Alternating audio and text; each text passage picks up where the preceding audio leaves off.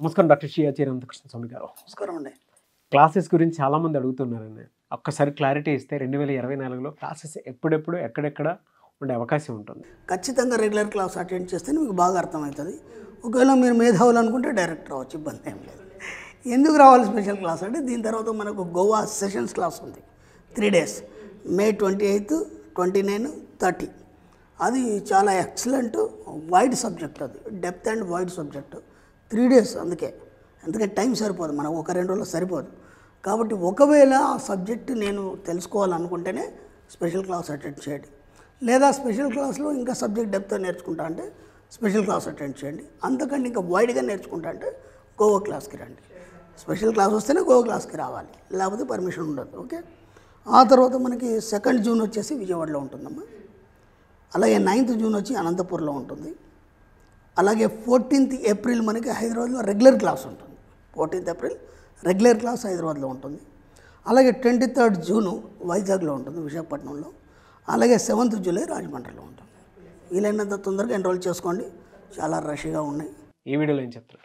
అది గ్రేట్ ఏంటంటే సార్, చాలామంది దగ్గర డబ్బులు ఉంటాయి, మంచి రిచ్మెంట్స్ ఉంటారు, కానీ ఒక రెగ్యులారిటీ లేక, దాని మీద అవగాహన లేక మనకు ఒకటి ఆలోచన ఏమొచ్చిందంటే సార్, అంటే ఎప్పటి నుంచి మన పూర్వీకులు మన పెద్దవాళ్ళు నేర్పించింది ఏంటంటే, ఒక ఫంక్షన్ ఉన్నది అప్పుడే వెళ్ళి మనం గోల్డ్ కొనాలి. అంటే గోల్డ్ ఎప్పుడు కొంటాం, ఒక ఫంక్షన్ ఉన్నప్పుడే కొంటాం కదా, అంతే అంతే. అది మనకి ఎప్పటి నుంచి అలవాటు అయిపోయింది. అది నేను అనేమంటే ఒక మామూలు వస్తువులు ఎలా కొంటాం అలా గోల్డ్ను కొనగలగాలి మనం.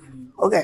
ఇప్పుడు ప్రతి నెల నీకు కిరాణా సామాన్ అవసరం కదా, అది లేకుండా నడవదు కదా. ఈ గోల్డ్ కూడా దాంట్లో ఒక భాగం అనుకోవాలి. ఎంతో కొంత స్టార్ట్ చేయండి. నేను అనేది ఏంటంటే ఓ తులాలు కొనాలని లేదు. ఇప్పుడు మీకేంటంటే అలవాటు అనేది ముందు కావాలి. 1 గ్రాము, 1/2 గ్రాము, ఎంతో కొంత. 1/2 గ్రాముకి ఎంత అవుతుంది? మీకు పెద్ద సమస్య ఏం కాదు అది. ఒక 5,000, ఒక 4,000 ఎంతో అవుతుంది, పెద్ద ఎక్కువేం కాదు కదా అది. అంటే మీరు ఎట్లా ఒక 20,000 నెలకు ఖర్చు పెడుతున్నారు, రెంట్ అని అదని, దాంట్లో ఇది కూడా ఒక ఖర్చు అనుకోండి. ఖర్చు అనుకోవడం వల్ల ఏమవుతుందంటే అది అలవాటుగా మారిపోతుంది. ఒక నెల కొనకపోతే మీ మనసు పీకుతుంది, అంటే ఆ సబ్కాన్షియస్ మైండ్ అది తీసుకుంది. ఒకసారి మీరు 1 గ్రాము గోల్డ్ తీసుకొచ్చి మీ ఫ్యామిలీ అందరి ముందు దాన్ని ఓపెన్ చేసి ఇది కొన్నాను చూపించండి, అందరి కళ్ళల్లో ఆనందంలో మెరిసిపోద్ది. ఎప్పుడు లేని వైబ్రేషన్ వస్తుంది. ఇప్పుడు ఏమైపోతుందంటే అందరి హ్యాపీనెస్ అనేది మీకు మళ్ళీ కొనేలా చేస్తుంది. అర్థమవుతుందా? కాబట్టి అది మంచి అలవాటు. చాలామంది కూడా కొంటున్నారు, చాలామంది కూడా చిన్నగా స్టార్ట్ చేశారు, ఈరోజు బాగా కొంటున్నారు, మంచి స్థాయిలో ఉన్నారు, అందరూ కూడా బాగా సేవ్ చేసుకుంటున్నారు. ఎందుకు చెప్తున్నానంటే మన సంస్కృతి సాంప్రదాయాలు కానీ మన పురాణాలు ఇతిహాసాలు కానీ ఏం చెప్తాయంటే మనకు మంచి సంస్కారాన్ని నేర్పాయి, అలాగే మీరు ఎలా జీవించాలనేది నేర్పాయి.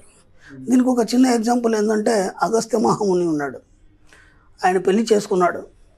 చేసుకున్న తర్వాత ఒక 2-3 సంవత్సరాలు అయిపోయింది. ఆయన యజ్ఞయాగాదులు చేస్తున్నాడు, అమ్మవారు లోపముద్ర ఆయనకు అన్ని సేవలు చేస్తుంది, బాగానే సాగుతుంది. కానీ విచిత్రం ఏంటంటే, ఒకసారి అమ్మగారు అలా కూర్చున్నారు, ఈయనగారు వెళ్ళి పక్కన కూర్చున్నారు. ఎందుకు ఆమె మొహం చూసిన తర్వాత ఒక ఆలోచన వచ్చింది దీనికి. పెళ్లి చేసుకొని ఇన్ని సంవత్సరాలు అయింది కదా, ఒక సంతానాన్ని ప్రసాదిద్దామని చెప్పేసి అమ్మవారికి అన్నాడు కదా, ఏమ్మా నేను నీకు ఒక సత్సంతానాన్ని ప్రసాదించదలుచుకున్నాను, ఏమంటావు అని అడిగాడు ఆయన. అడగానే ఆమె ఉంది కదా, నాకు ఇప్పుడే వద్దండి సంతానం అంది. అదేంటి అని అడిగాడు ఆయన.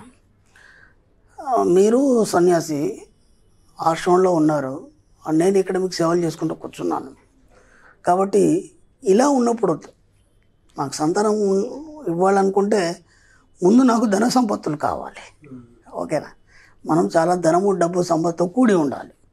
కూడి ఉన్నప్పుడు ఆ తర్వాత మీరు సంతానాన్ని ప్రసాదించండి అనింది ఆమె. అనగానే ఈయన అన్నాడు, ఇప్పుడు ఎక్కడి నుంచి తేవాలి?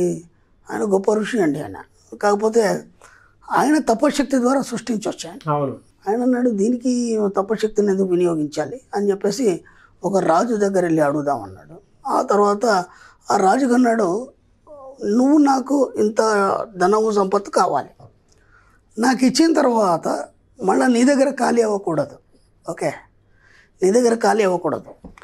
రేపు ఎవరన్నా వచ్చి ఏమయ్యా నువ్వు ఇలా అయిపోయినావు అంటే ఉన్నదంతా అగస్త్య మహామునికి ఇచ్చానని చెప్పొద్దు, నా పేరు ఎక్కడ కూడా డిస్టర్బ్ కావద్దు, నువ్వు డిస్టర్బ్ కావద్దు, రెండే కావద్దు. ఓకే అనగానే ఆయన కోశాగారంలో చూసుకున్నాడు. ఆ రాజుగారు చూసుకున్న తర్వాత ఈయనకి ఇచ్చేయడానికి సరిపోయింది, తర్వాత ఆయన దగ్గర ఉండదు. ఆయన అన్నాడు, గురుగారు మీకు ఇవ్వడం సరిపోతుంది, తర్వాత మళ్ళీ నా దగ్గర ఏం లేదన్నాడు. ఆయన అన్నాడు, అయితే పంచి నాతో వచ్చి ఇంకో రాజు దగ్గర వెళ్దాం. అలా అలా అలా వెళ్ళేసి మళ్ళీ ఆ స్టోరీ అంతా అయిపోయింది. ఓ రాక్షసుడి దగ్గరికి వెళ్ళారు. అక్కడ ఒక ఉపాయం పన్నారు. ఆ రాక్షసుడు దాంట్లో ఈయన తన విద్వత్తు చూపించారు. అదంతా స్టోరీ కాదు, కానీ ఇప్పుడు మనం చెప్పుకున్న దాంట్లో ఆ తర్వాత రాక్షసుడి ద్వారా మొత్తం ధన సంపదలన్నీ పొందాడు ఆయన. ఇక్కడ చూడండి, ఆ తల్లి ఎంత చక్కగా చెప్పింది మనకంటే లోపముద్ర. కొడుకులు ఏంటంటే అంత గొప్ప తపశక్తిశాలుడు, ఏదైనా చేయగలడు, ఆయనకు ఆ శక్తి ఉంది, ఆమెకు తెలుసు. కానీ ఆమె మాట ఏమనింది, మన దగ్గర ముందు గొప్ప ధన సంపత్తులు కావాలి, ఆ తర్వాత కొడుకుని కనండి. ఓకే. 2, ఈ అగస్త్య మహాముని రాజుని అడగడానికి వెళ్ళినప్పుడు ఏమన్నాడు, ఏమయ్యా నువ్వు నాకు ఇంత డబ్బు సంపద కావాలి, అది ఇచ్చిన తర్వాత మళ్ళీ నీ దగ్గర ఉందా లేదో చూసుకో, ఒకసారి చెక్ చేసుకోవాలి. ఈ 2 మాటలు ఎంత చక్కగా ఎంత శుభ్రంగా ఉన్నాయి. ఇప్పుడు మనం ఏం చేస్తామంటే ఆడవాడు పెళ్లి చేసేస్తాం. ఒక అబ్బాయి ఉన్నాడు, వయసుకు వచ్చాడు, ఏం సంపాదిస్తున్నాడు అంటే నెలకు 30,000 సంపాదిస్తున్నాడు. ఆ నెలకు 30,000 ఈ రోజుల్లో ఏం సరిపోతాయి, ఇంకా అంతకంటే ఏం ఉండదు. వాడు మళ్ళీ ఆ పల్లెటూరులో అక్కడెక్కడ ఉంటే వాడికి ఆ 30,000 ఎవడు ఇవ్వడు, 5-10,000 కంటే ఎవడు ఇవ్వడు. డిగ్రీ చేసినా, BA చేసినా, ఏం చేసినా, MA చేసినా, PG చేసినా సరే అంతకంటే 10-11,000 కంటే ఇవ్వరు వాళ్ళు ఉన్న ఊర్లో అయితే. ఇప్పుడు ఆ అబ్బాయి ఎక్కడికి రావాలి, సిటీకి రావాలి. సిటీ వచ్చి ఇక్కడ సంపాదించుకోవాలి. ఎక్కడ వస్తే ఎంత అవుతుంది, ఒక 30,000 కంటే ఎక్కువ శాలరీ సంపాదించలేడు అక్కడ. డిగ్రీలు చేయని ఏమైనా చేయండి. ఇక మరి సాఫ్ట్వేర్లను కూడా వాళ్ళ లెక్క వేరు, దాని గురించి ఇంతకుముందు మనం వీడియోలో మాట్లాడుకున్నాం. ఇప్పుడు మీరు ఏం చేస్తారంటే అబ్బాయి వయసుకు వచ్చాడని చెప్పేసి పెళ్లి చేసేసారు, సిటీకి పంపించేశారు. ఆ 30,000లో వాళ్ళు ఎలా సరిపోగొట్టుకుంటారు. కాబట్టి ముందు మీ పిల్లలకి ఏం చేస్తారంటే డబ్బు సంపాదించడం అనేది నేర్పించండి. ఎంత వీలైతే అంత డబ్బు సంపాదించడం అనేది నేర్పించండి. డబ్బు సంపాదించడం అంటే మావాడు సంపాదిస్తున్నాడు కదా, ఉద్యోగం చేస్తున్నాడు కదా, మావాడు ఏదో వ్యాపారం చేస్తున్నాడు కదా, అది డబ్బు సంపాదించడం కాదు, జీవన మనుగడ కోసం చేసే ప్రక్రియ అని నేను గతంలో చెప్పాను. డబ్బు సంపాదించడం వేరు, జీవన భృతి వేరు. మీరందరూ జీవన భృతి ఎత్తుకుంటూ అవన్నీ పనులు చేస్తున్నారు, అది వేరు. డబ్బు సంపాదించడం అనేది ఒక ప్రత్యేక ప్రక్రియ. ఈ డబ్బు సంపాదించడం ప్రత్యేక ప్రక్రియలో కేవలం డబ్బు మాత్రమే ఉంటుంది, దాంట్లో మళ్ళీ మీ లైఫ్ ఉండదు. ఓకే. అంటే లైఫ్ ఉండదు అంటే ఆ డబ్బులో మీ యొక్క ఆనందాన్ని వెతుక్కుంటారు, సంతోషాన్ని వెతుక్కుంటారు, ఒక రిచ్నెస్ని వెతుక్కుంటారు. అదంతా వేరే సబ్జెక్ట్, మన సబ్జెక్టే వేరే. అందుకే కాబట్టి అక్కడ అది కోరుకున్నాడు ఆయన. తరువాత చాలామంది ఏం చేస్తారంటే ఒక వ్యాపారం చేయాలన్నా, ఒక ఇల్లు కట్టాలన్నా, ఒక పిల్ల పెళ్లి చేయాలన్నా, ఇప్పుడు ఒక అమ్మాయి పెళ్లి చేయాలి అనుకోకుండా అమ్మాయి పుట్టిందండి ఎవరికి. అమ్మాయి పుట్టగానే ఎమ్మటే తండ్రి బెంబేలెత్తిపోతాడు. ఎందుకంటే అమ్మాయి పెళ్లి చేయాలి, చదువులు తెప్పించాలి, ఇవన్నీ ఇప్పటి నుంచి అమ్మాయి పుట్టిన కాడ నుంచి ప్లాన్ చేస్తాడు ఆయన. ఓకే, ఏదో 50 పట్టడం ఏదో చేస్తాడు. అప్పటికి ఒక 5 లక్షలు 10 లక్షలు వస్తుంది. కానీ ఈ అమ్మాయికి 21 సంవత్సరాలు వచ్చేసరికి ఇప్పుడున్న ఎకానమీ అప్పుడు ఉండదు కదా, ఆర్థికంగా అన్ని రేట్లు పెరిగిపోతాయి కదా. అప్పుడు ఏమవుతుంది, ఈయన ఏదైతే టార్గెట్ పెట్టుకున్నాడో దాన్ని దాటి ఒక 2 రెట్లు కానీ 3 రెట్లు కానీ పెరుగుతుంది. 5-10 లక్షలు అయ్యేది 20 లక్షలు అవుతుంది. అప్పుడు సరిపోదు కదా ఈయనకి. అప్పుడు ఏం ఆలోచిస్తాడంటే నా దగ్గర ఇంత ఉంది, మిగతాది మనం అప్పు చేసి చేద్దాం. ఓకే, మిగతాది మనం అప్పు చేసి చేద్దాం. నీకు ఆలోచన అప్పటి నుంచే ఉంది. ఏమని, ఒకవేళ తక్కువ పడితే నేను అప్పు చేసి చేస్తాను. నువ్వేమని ఫిక్స్ చేస్తావు, యూనివర్స్లో నా కూతురు పెళ్ళి నేను ఇంత అప్పు తెచ్చి చేస్తానని ఫిక్స్ చేస్తావు. ఇప్పుడు ఎన్ని ప్రయత్నాలు చేసినా నీ దగ్గర డబ్బు సమకూరదు. ఇప్పుడు నువ్వేం చేయాలి, ఆ సమయం రాగానే మళ్ళీ అప్పు చేసే చేయాలి. అర్థమవుతుందా? కాబట్టి ఏం చేస్తావు, అది ఎవరు డిసైడ్ చేస్తారు, నువ్వే డిసైడ్ చేసావు. అవును. నువ్వు అప్పు అనే మాట కాకుండా నా కూతురు పెళ్ళి నేను వైభవంగా చేస్తాను అని ఒక మాట చెప్పండి. ఆ సమయానికి ఎక్కడి నుంచో మీకు ఒక అనుకూల ఒక సోర్స్ వచ్చి ఆటోమేటిక్గా అమ్మాయికి మంచి బాగా డబ్బున్న వాళ్ళకి చేసి ఇవ్వడం అనేది జరుగుతుంది. ఒక ఇల్లు కడుతున్నాం, ఆ ఇల్లు కట్టడానికి ఒక ప్లాన్ వేసుకుంటాం. ఇంత అవుతుంది, నా దగ్గర 5 లక్షలు ఉంది, ఇంకో 10 లక్షలు నేను అప్పు తేవాలి, బ్యాంక్ లోన్ తేవాలి ఆ ప్లేస్ మీద. ఎప్పుడు ఇవే ఆలోచిస్తాను, కానీ ఇది లేకుండా నేను ఏదైనా చేయగలను, అప్పు లేకుండా నేను ఏదైనా చేయగలను, నేను నెట్ అమౌంట్ పెట్టి చేస్తానే ఆలోచన మీకు రావు. అంటే ప్రతి దగ్గర మీరే డిసైడ్ చేస్తున్నారు మీ లైఫ్ ఏందని. కాబట్టి దానికి అనుగుణంగానే మీ జీవితం అనేది జరుగుతుంది. కాబట్టి ఇక్కడ అగస్త్య మహాముని ఎంత శుభ్రంగా అడిగాడు, నాకు ఇచ్చిన తర్వాత మళ్ళీ నీ దగ్గర ఏం లేదనే మాట రాకూడదు, నువ్వు సంపూర్ణంగా ఉండాలి. నేను చెప్పేది ఏంటంటే మన ఇతిహాసాలు, పురాణాలు, మన ఋషులు ఎంత బాగా నేర్పారు. అక్కడ ఏమందామే, ఇప్పుడు నాకు కొడుకు కావాలంటే ముందు డబ్బు సంపత్తి, ధనం, సంపత్తులు అన్నీ కావాలండి.